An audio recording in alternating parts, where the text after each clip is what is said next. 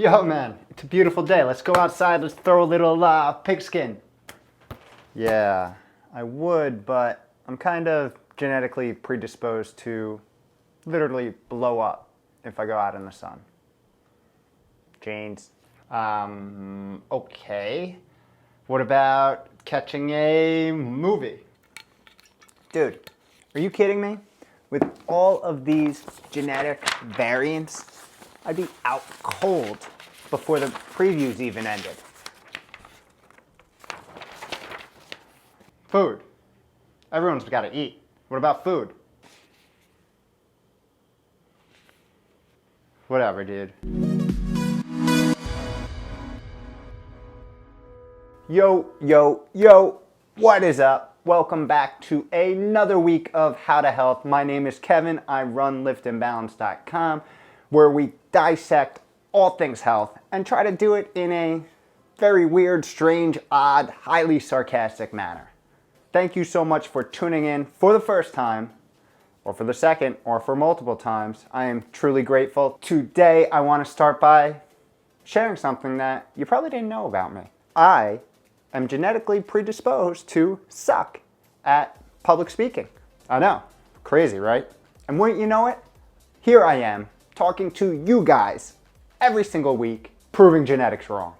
Let's just disregard that it's indirect public speaking. I mean, I'm only talking to a camera, but push that to the side.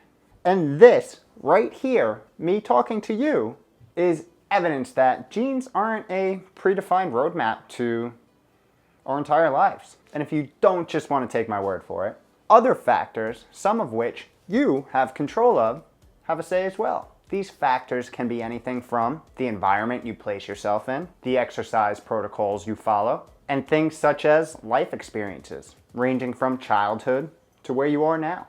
And of these oversimplified 3 factors that I just gave you, you have varying levels of control and influence over them. One, you have pretty much total control over. The other, you have semi-control over. And the third, you have very, very little. So I bet you're thinking at this point, yeah, he's got the glasses, he somewhat looks like he knows what he's talking about. But how does this stuff actually work? And this is where I'm gonna put the glasses to work. And I don't typically wear glasses, 2 reasons. One, filming this at night, blue light filters, super key to get to bed. 2, just, makes me look smarter. So let's dig deeper. There is very, very little that is actually going to change our hard-coded DNA. Experience and environment does not change our DNA sequence. Experience and environment changes the regulation of our genes. How easy you turn genes on and off, aka our gene expression, otherwise known as epigenetics. Epi being Greek for upon, on, or over, above the genes. Get it? Epigenetics is the reason why a skin cell looks different than a brain cell or a muscle cell. All 3 cells have the same exact DNA, but their genes are expressed differently, which creates the different cell types. And what we're figuring out is you can be predisposed to a certain condition by having a specific genetic variant passed on to you from birth.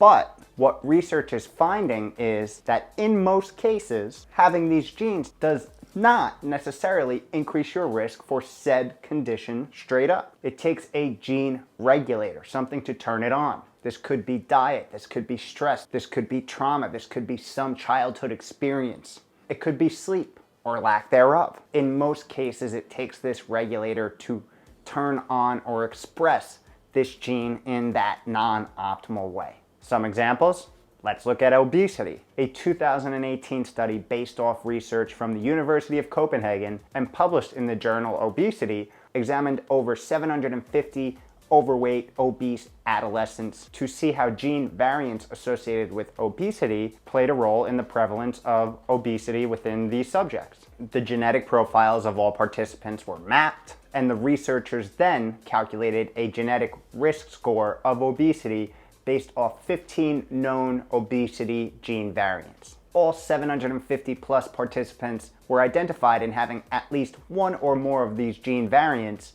and put on a lifestyle and behavioral change protocol. During this intervention, participants were coached to make changes in their diet, their physical activity, their sleep, and even their social activities. At the end of the 24-month follow-up, researchers had found that these lifestyle changes had made a significant impact in the participants' weight, despite their genetic disposition for being overweight and obese.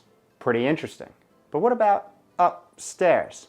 Let's talk depression. 2019 research from Massachusetts General Hospital, published in the Journal of Depression and Anxiety, analyzed information of nearly 8,000 participants in the Partners Healthcare Biobank. Participants provided blood samples, they had their genome sequenced, and filled out surveys about their lifestyle behaviors, such as diet and exercise. And I just want to add, self-reported surveys aren't optimal for these kind of things, but they're better than nothing. So researchers used this genetic information to calculate the individual's risk for depression and gave people a score based on this risk. Got me? They divvied the participants up into groups from low risk to high risk and found that across all groups, people who were more physically active were less likely to experience a depressive episode. Finding that for every 4 hours of exercise, which is about 35 minutes a day, participants saw a 17% reduction in their chances of experiencing bouts of depression. They also found that this protective effect from exercise held even for those with the highest genetic risk for depression. And interestingly, this was found across several levels of exercise, from high intensity to low intensity. High intensity being, HIIT training, running, things like that. Low intensity being things like yoga, even though I've done some yoga classes that were a little more intense for my appetite. And important to note, these studies are showing an association and not proving a direct cause and effect relationship. But even so, very, very interesting stuff. So we talked about making our brain happier. What about preventing us losing our brain? Like, literally. In the case of dementia, research out of the University of Exeter, published in the journal JAMA, shows again that genes only tell a portion of the story. This research analyzed data from over 190,000 adults of European ancestry, age 60 and older, from the UK Biobank. And of that population, after an 8-year follow-up, a little over 1,700 participants had been diagnosed with dementia. And in this analysis, researchers found that the risk for dementia was 32% lower in people with a high genetic risk if they had followed a healthy lifestyle, compared to those who did not follow a healthy lifestyle.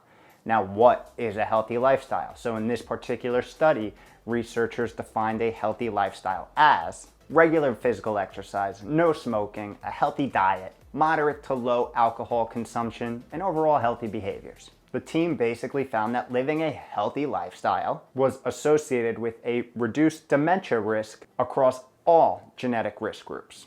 And finally, one of my favorite topics, aging. The new and compelling information theory of aging, proposed by prominent Harvard researcher David Sinclair, argues that biological aging is a byproduct of our cells losing their identity over time. In other words, the specific genetic expression that makes a liver cell, a brain cell, and so on, lose their uniqueness over years and years of having to multiply while having to deal with cellular repair and environmental stressors. And this super interesting theory proposes that we can potentially reprogram these cells to reflect their expression from our healthier years. And if that could be done, it could very well be the path to healthy life extension. It is a super interesting concept and a whole ton of research to back it. If you're interested and want to take a deeper dive, I suggest you check out his book, because I know that I'm definitely not doing his decades of research justice